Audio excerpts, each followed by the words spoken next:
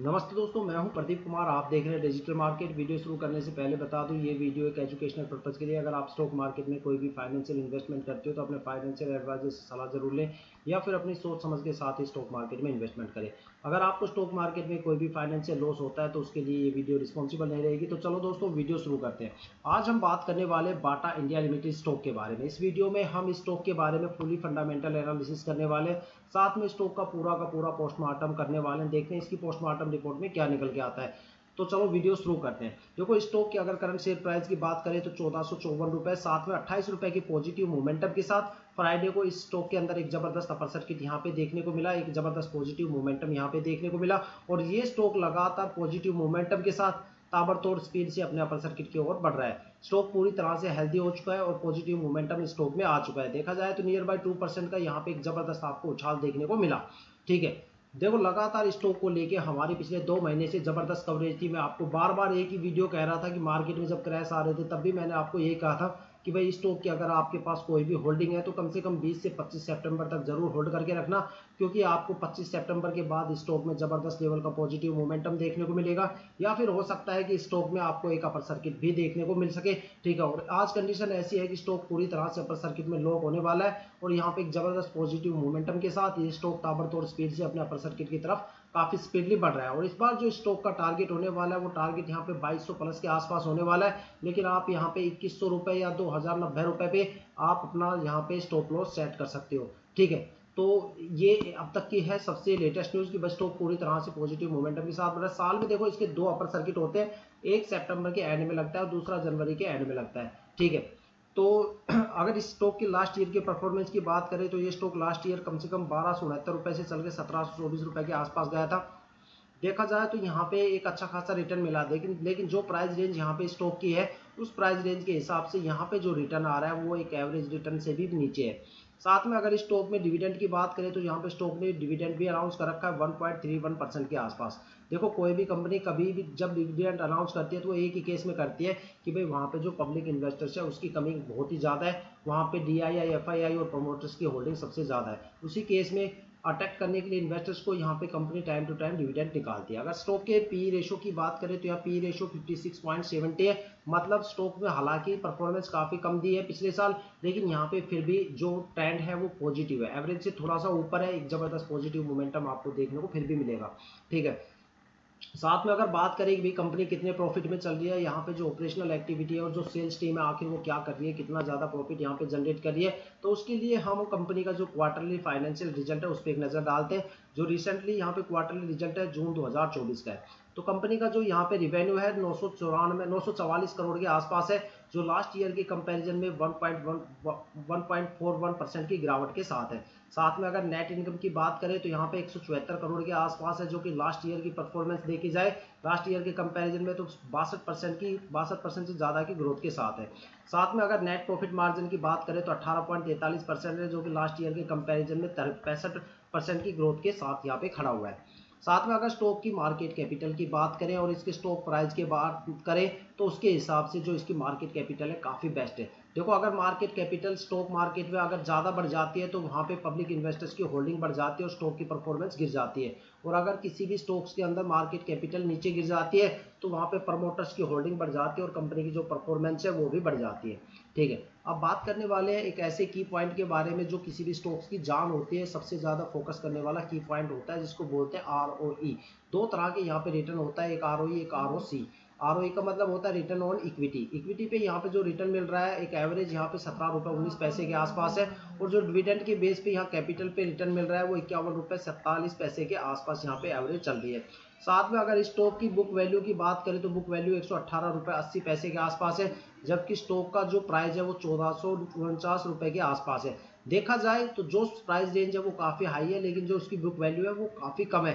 तो इसके पीछे का सबसे बड़ा रीज़न ये है कि यहाँ पे सस्ते रेट के अंदर जो प्रमोटर्स वगैरह है उन्होंने जबरदस्त लेवल पे माल उठा लिया। ठीक है, जिसकी वजह से स्टॉक की जो बुक एवरेज है वो काफ़ी कम हो गई, क्योंकि जो लाइफ टाइम एवरेज है बाई और सेल आउट की वो एवरेज को हम बुक वैल्यू बोलते हैं। तो यहाँ पे जो बाई सेल की एवरेज है बहुत ही कम है, मतलब प्रमोटर्स ने यहाँ पे काफ़ी ज़्यादा माल उठा रखा है।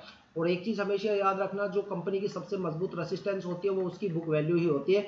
कंपनी कभी भी अपनी बुक वैल्यू से नीचे शेयर को नहीं गिर सकती। अगर कोई भी कंपनी बुक वैल्यू से नीचे अपने शेयर को गिर देती है तो इन्वेस्टर्स की तो वहाँ ठुकाई होती है, साथ में प्रमोटर्स वहाँ पे एफआईआर और डीआईआई की भी दबके पिटाई होती है। ठीक है, और एक बार जिस कंपनी में प्रमोटर्स की पिटाई हो गई उस कंपनी को दोबारा कभी भी प्रमोटर नहीं मिलता, कंपनी पूरी तरह से बर्बाद हो जाती है, एक तरह से कंपनी डिलिस्ट हो जाती है। कंपनी को एएसएम और जेएसएम की लिस्ट में रख दिया जाता है और सेबी उसके ऊपर सर्विलेंस स्टार्ट कर देती है। उसकी हर एक एक्टिविटी, हर सेल परचेज, हर एक टर्म्स, मनी ऑफ टर्म्स उसको मॉनिटर करना शुरू कर देती है। ठीक है, अब बात करने वाले हैं स्टॉक की फेस वैल्यू के बारे में। स्टॉक की जो फेस वैल्यू है वो 5 रुपये। In case of company delist हो जाती है, बंद हो जाती है, तो उस केस में इन्वेस्टर्स का अगर इक्विटी जीरो हो जाती है तो उस केस में उनको रिकवरी के तौर पे 5 रुपये पर इक्विटी शेयर मिलेगा, चाहे शेयर उसने कितने भी रुपए में खरीदे हो। ठीक है, हालांकि देखा जाए तो फेस वैल्यू को स्टॉक मार्केट में कभी भी कंसिडर नहीं किया जाता, क्योंकि सब इसके तक आने से पहले सब अपना माल बेच के निकल लेते हैं। अब बात करने वाले स्टॉक में शॉर्ट टर्म में आपको कितना रिटर्न मिलेगा और लॉन्ग टर्म में यहाँ पे कितना रिटर्न मिलेगा। अगर देखा जाए तो अगर आप 1 वीक होल्ड करते हो तो यहाँ पे आपको 1.5% के आसपास रिटर्न मिलेगा। 1 मंथ की होल्डिंग पे कोई खास रिटर्न नहीं है, साथ में 3 मंथ की होल्डिंग पे यहाँ पे भी कोई खास रिटर्न नहीं है। 6 मंथ की अगर आप होल्डिंग करते हो तो 6% का रिटर्न मिलता है। 9 मंथ की होल्डिंग पे भी आपको यहाँ कोई रिटर्न नहीं मिलता। और अगर लॉन्ग टर्म की बात करें तो यहाँ पे अगर लॉन्ग टर्म में देखा जाए तो भी कोई रिटर्न नहीं है। 2 ईयर्स की होल्डिंग पे भी कोई रिटर्न नहीं है, 3 ईयर्स की होल्डिंग पे भी कोई खास रिटर्न नहीं है, बल्कि लॉस ही है। साथ में 4 ईयर की होल्डिंग पे यहाँ पे 7.5% के आसपास रिटर्न है। और अगर इससे ज़्यादा आप होल्ड करते हो तो भी आपको लॉस के अलावा कुछ नहीं मिलने वाला। तो देखा जाए तो स्टॉक्स के अंदर ना ही शॉर्ट टर्म के अंदर कोई खास रिटर्न है, ना ही लॉन्ग टर्म के अंदर कोई खास रिटर्न है। देखा जाए तो शॉर्ट टर्म में यहाँ पे थोड़ा सा रिटर्न है और 3 और 6 मंथ की होल्डिंग पे इससे ज़्यादा यहाँ पे रिटर्न देखने को नहीं मिल रहा, क्योंकि यहाँ पे होल्डिंग का पैटर्न ही कुछ ऐसा बनने वाला है। ठीक है, अब बात करने वाले कि अगर मान लो आपके पास अमाउंट कम है और आप यहाँ पे स्टॉक मार्केट में इन्वेस्टमेंट करना चाहते हो लंबे टाइम के लिए, तो यहाँ पे सिप वगैरह आप स्टार्ट कर सकते हो। देखो क्या होता है, सिप एक तरह से एफडी की तरह काम करती है, जहाँ पे आपने कोई भी छोटे अमाउंट से एक अपनी सिप स्टार्ट कर दी और एक कोई भी किस्त भरने का आपने टाइम ले लिया, 1 मंथ 2 मंथ या 3 मंथ की भी, मैं हर 3 महीने में यहाँ पे किस्त भरूंगा। तो इस तरह से आप यहाँ पे आपका जो भी पैसा है वो आपके अकाउंट से ऑटो डेबिट होता रहेगा, ऑटोमेटिक कटता रहेगा और यहाँ पे इकट्ठा होता रहेगा। जिस टाइम पीरियड के बाद, चाहे वो 2 साल 3 साल के बाद आप अपनी सिप को क्लोज करते हो, तो उस टाइम आपका जो भी प्रिंसिपल अमाउंट है, साथ में जो भी आपकी मैच्योरिटी है, जो भी रिटर्न के साथ बनेगी, वो सारी आपके अकाउंट में आ जाएगी। ठीक है, तो अब बात करने वाले हैं शेयर होल्डिंग पैटर्न के बारे में। भाई किसने स्टॉक में कितना कितना माल यहाँ पे दबोच रखा है, तो होल्डिंग पैटर्न जानना किसी भी स्टॉक के लिए काफ़ी ज़रूरी होता है। साथ में अगर प्रमोटर की बात करें तो यहाँ पे पिछले साल जो प्रमोटर की होल्डिंग थी 50.16% थी, जो इस साल भी 50.16% के आसपास, 50.16% के आसपास है। देखा जाए तो यहाँ पे होल्डिंग भी क्वार्टरली टू क्वार्टरली कोई भी चेंजेस आपको देखने को नहीं मिलता। साथ में अगर डीआईआई की होल्डिंग की बात करें तो यहाँ पे पिछले साल 30.32% के आसपास होल्डिंग थी, जो इस साल घट के यहाँ पे 27.52% के आसपास रह गई है। साथ में एफआईआई की होल्डिंग की बात करें तो लास्ट ईयर यहाँ पे 6.63% की होल्डिंग थी, जो इस साल बढ़ के 7.62% के आसपास रह गई है। तो यहाँ पे होल्डिंग में थोड़ा सा चेंजेस आया है, थोड़ी सी होल्डिंग बढ़ गई है एफआईआई की। और अगर बात करें पब्लिक होल्डिंग की, पब्लिक इन्वेस्टर्स की, तो पिछले साल यहाँ पे 12.89% होल्डिंग थी, जो इस साल बढ़ के 14.70% के आसपास हो गई है।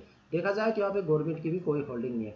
तो देखो जो एक्सपर्ट क्या बोलते हैं कि भाई यहाँ पे जो होल्डिंग पैटर्न होना चाहिए किसी भी शेयर्स के अंदर, वो क्या होना चाहिए, मिनिमम जो रेशियो है वो 35% होना चाहिए किसी भी स्टॉक में एक जबरदस्त परफॉर्मेंस के लिए, मिनिमम। ठीक है, और वहाँ पे जो 35% होल्डिंग होनी चाहिए वो प्रमोटर्स की, डीआईआई की, एफआईआई की और गवर्नमेंट की होल्डिंग का टोटल मिला के 35% तो कम से कम होना ही चाहिए। अगर 35% से जितना ऊपर रहेगा स्टॉक में उतनी ज़्यादा परफॉर्मेंस देखने को मिलेगी। लेकिन अगर इन चारों की होल्डिंग 35% से कम आ गई किसी भी स्टॉक्स में, तो वहाँ से आपको आंख बंद करके भी बोरी बिस्तर उठा के निकल लेना चाहिए, क्योंकि वहाँ पे फिर आपको प्रॉफिट की जगह लॉस ही लॉस देखने को मिलेगा और आपको लॉस के अलावा कुछ नहीं मिलेगा। जैसे जैसे प्रमोटर्स की होल्डिंग गिरेगी आप एक बड़े लॉस के शिकार होते हुए चले जाओगे। देखा जाए तो यहाँ पे जो ओवरऑल यहाँ पे एवरेज बन रही है तो 85% के आसपास यहाँ पे होल्डिंग बन रही है। तो देखा जाए तो यहाँ पे एक तरह से पूरा पॉजिटिव मोमेंटम रहने वाला है। लेकिन पिछले कुछ महीनों से देखो रिटर्न तो यहाँ पे अच्छा खासा है, लेकिन यहाँ पे इतना खास रिटर्न है नहीं। शॉर्ट टर्म में यहाँ पे अच्छा खासा रिटर्न आपको देखने को मिलेगा, लॉन्ग टर्म में यहाँ पे कोई भी खास रिटर्न नहीं है, लेकिन लॉन्ग टर्म में यहाँ पे एक जबरदस्त रिटर्न आपको देखने को मिलेगा, इतना मेरा दावा है। क्योंकि होल्डिंग अगर 85% है तो जाहिर सी बात है कि लॉन्ग टर्म में यहाँ पे आपको प्रॉफिट देखने को मिलेगा। भले ही यहाँ पे आंकड़े कुछ भी बोल रहे हो, लेकिन आने वाले टाइम में इस रेशियो पे आपको प्रॉफिट तो मिले ही मिलेगा। क्योंकि मैंने बताया था कि कंपनी की जो लास्ट ईयर की परफॉर्मेंस है वो ये है कि 1272 रुपये से चल के 1724 गई। देखा जाए तो यहाँ रिटर्न तो मिला था, लेकिन इतना नहीं मिला जितना प्राइस रेंज के हिसाब से होना चाहिए। तो प्राइस रेंज के हिसाब से यहाँ लॉन्ग टर्म में कोई खास रिटर्न नहीं है, लेकिन फिर भी यहाँ पे कुछ ना कुछ रिटर्न तो आपको देखने को मिले ही मिलेगा। ठीक है, तो देखो दोस्तों, ये थी अब तक की सबसे बड़ी अपडेट बाटा स्टॉक के लेके, बाटा इंडिया स्टॉक को लेके। अगर आपको वीडियो अच्छी लगी हो तो लाइक और शेयर जरूर कीजिएगा। अगर आप वीडियो पे नए हो तो चैनल को सब्सक्राइब जरूर कीजिएगा, ताकि जितनी भी डीपली एनालिसिस करके हम आपके लिए वीडियो लेके आते हैं उसकी नोटिफिकेशन आप तक सबसे पहले पहुंचे, ताकि आप स्टॉक मार्केट के हर पहलू से अपने आप को अपडेट रख सके, अपग्रेड कर सके। इसी के साथ ये वीडियो समाप्त करते हैं।